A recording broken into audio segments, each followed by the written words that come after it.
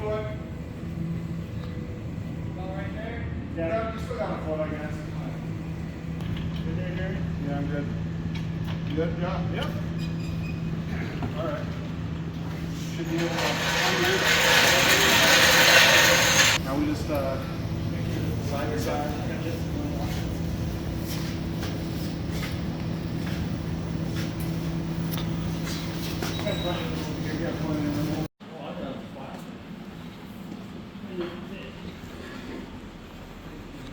Just so you know, it's going to be 149. Okay. Thank you.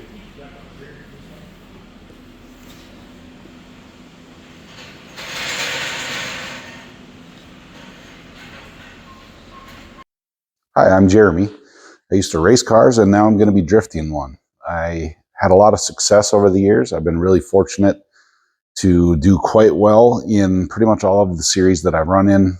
All the events I've gone to, I've done pretty well and won a ton of stuff, a bunch of championships against some world-class athletes.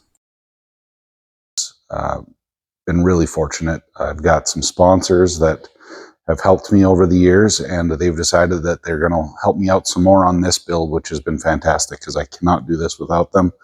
This car is going to be more than I deserve, and I'm excited to see if I can drift at an old age. We're calling this Skid Life Crisis because it's Corvette. It's a play on midlife crisis. It's what people do, but except I'm building it into a drift car. So something exciting for me. I've always liked drifting. I just could never do it. It was always all my effort went into one form of racing, and I set goals for myself, and it's usually to win a championship or win certain races over a season or whatever the case is. So now I've sold my race car, my purple car. My ZR1 was long gone now to afford the purple car, and here we are. So we're building a base model C6. It's going to be relatively standard, except we've got a lot of brand new parts, a lot of really nice and high-end parts that would take me years to accumulate if it weren't for sponsors. So I'm really thankful. I'm going to be getting a very big-time head start on what I'm going to be capable of doing. So follow along this series. I'm going to be building the car to start with over probably a 3-month period. And I'm going to be building the car, getting it prepared and ready. And then over the summer, you'll be following me along as I see if I'm any good at drifting and me fighting the temptation to build this into a race car. That will be the other thing, because as soon as I start competing, I already know what's going to happen. But this is also going to be a street car, at least for a little bit. And I'm excited to see how I do, and I'm hoping I do all right, and I'm hoping to keep the car clean at least this year, and we'll see how it goes. I see a Johnny O'Connell sway bar with some nice end links. What about this beautiful exhaust? They couldn't afford a $300 SLP exhaust, I guess, so they put some 1-inch galvanized pipe in here, I guess. Look at those crush bins. Holy Power Stop Extreme brake pads. By the way, if I haven't made this clear, I bought this car from a salvage auction, so this is our first time seeing it right now. That's not good. Is it a factory? He said factory. Front rear. Hold on, let's find out if it is an aftermarket clutch. What is that? That's a stock clutch. What's what? What is that? That's a knock sensor cover. The what? Knock sensor? You know what a knock sensor is? Yeah. Why is it in This? Yeah, because it's attached to the side of the block. I think your AC condenser is good, but your radiator is Yeah, I expected Def to buy a radiator. It's got a little leak on the bottom there. There. I think I probably have the ZR1 condenser, which is probably the same. So I'll just put that in anyway. Sick. Dude, I'm pretty happy. I don't see the subframe's not messed up. Frame's not messed up. We're just going to call Viking, get rid of these leaf springs. Call Quartermaster, put a clutch in it. call Holley for some parts and Comp for some parts.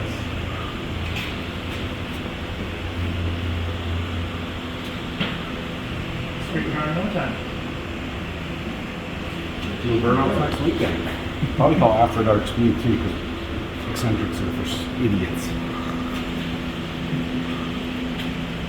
So Jeremy, what are you actually going to do with this car? Street car / drift car. It's a drift car. The guys laugh because they know it won't be a street car for long. Even my wife's like, there's no chance this is. This is going to end up being a relatively standard C6 build, although I don't want to call it basic because it's going to be doing, seems like we're changing almost everything on the car. And all the parts I've been buying and the sponsored parts that have been coming in, it feels like I've got a lot of work to do in these 3 months. So we will be swapping out a bunch of engine parts for some really nice comp cams stuff. We'll get their camshaft. We've had really good luck with their BSR shaft rocker setup at our last 2 race cars. We'll be going with that and a few other their ancillary goodies too. And then we're going to put a WiseFab angle kit on it. I'm excited. I've never drifted a car with much angle. In fact, I've only drifted 2 cars, and the first one I wouldn't call it drifting hardly. It was trying not to spin out because it was stock angle, and it was a car that did not want to be sideways. It was a G8. And then I drove, no offense, Jake, the crappiest 350Z in the world, and it ran for a few laps, so I was able to get a few laps in, and so, which is fun because that car had a little bit of angle.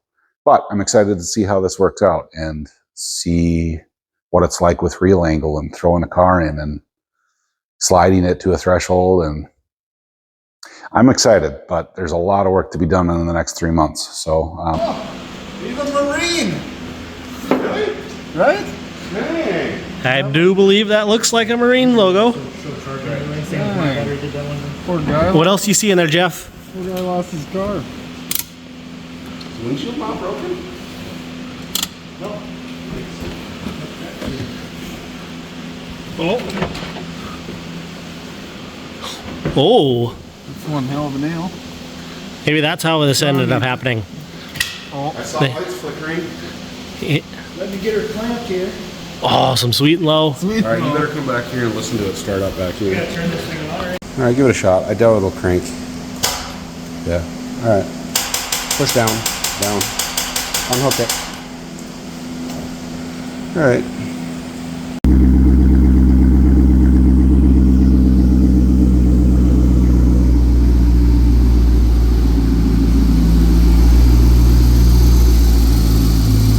It runs.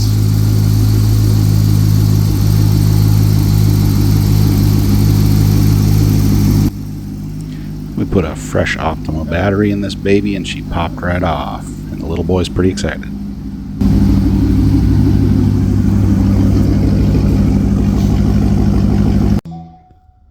Well, ladies and gentlemen, we have a car. I plopped a brand new Optima battery in here and all of a sudden she started acting right because this thing was dead as could be. So yeah, the driver window that wouldn't come up now came up, and everything seems to be working properly on the electrical side of stuff. It fires right up when you go to start it, so I say that's a big time success. The next step is to wash this thing. It's obviously filthy. It rode on an open trailer from Atlanta to near Fargo, North Dakota, through some snowy and gross wet conditions. So I promise this is a nicer car than it looks right now. It's actually quite nice, just some damage. And we've already started ordering tons of parts, so we are in good shape there. Also, a lot of sponsors from my racing side of things have agreed to come help me out for this car too, and it's been a humongous blessing because I could not do it without them. So we've got some sponsors up there: Comp, Viking, Fast, Holley, and all of their partners, and a bunch of others that are going to help us out on this. So thankful for all of them, and I cannot wait to get started on this. Really, the next step is to wash it and continue cleaning the shop. We just sold the RV, which used to sit right here, and now we have tons of space. So we're going to continue moving stuff. There's a bunch of junk out of the basement of the RV. We're going to get that into the trailer and then get the trailer over here where this truck is sitting and clean up the rest of the shop and wash this car and then get cracking on it. And first things up, we're going to be pulling the whole drivetrain out of it, the whole front subframe and rear subframe, torque tube, engine, transmission, differential, all that stuff's going to come out, and we're going to set that over on the side, and then we're going to get going on body work, fixing the front end, and doing some engine stuff, and I can't wait to show you. This just in. I'm becoming a waxer. I never predicted this, but I just enjoyed washing this thing. Maybe it's because it was so filthy. Maybe I'm just getting old and enjoying it now. But that was kind of fun and very satisfying. Have a look. She's quite clean. I'm pretty thrilled. I mean, short of a little tiny bit of damage over here, we're going to have to replace the inner fender here. If you have one of those, let me know. Front left C6. I found a few online, but they're still pretty expensive for a used one. But anyway, yeah, it's quite clean. Previous owner was apparently somewhat of a track enthusiast. We recognized NCM, and I'm guessing that's the Nürburgring. I really don't know, though. Well, no, might be Tail of the Dragon. Comment if you know that one. Otherwise, just a few little scratches on the rear bumper, but it's clean. I'm thrilled. I can't wait. Tomorrow, engine and transmission and drivetrain come out. Well, the shop was clean for a little bit, and now we're dealing with this. We are spread out all over the place, but you can see what we got done, and I'm pretty happy with it. So other than I don't miss dealing with all the factory wiring on these things because it's just such a pain trying to get this thing separated, especially when you don't remember every little nuance. But now it's a little easier once I've done it again because it's been a few years, because my last couple cars I turned into race cars, which makes this whole process so much easier. But anyway, we got a trailer full of parts and an exciting build coming up. Make sure you subscribe so you can see all the build and see if I'm any good at drifting. And please like and share, comment, do all that stuff. We're trying to help as many sponsors as we can that have helped me. So get the word out, spread the word. We've got a lot of cool stuff coming on this car. So thanks for watching, guys.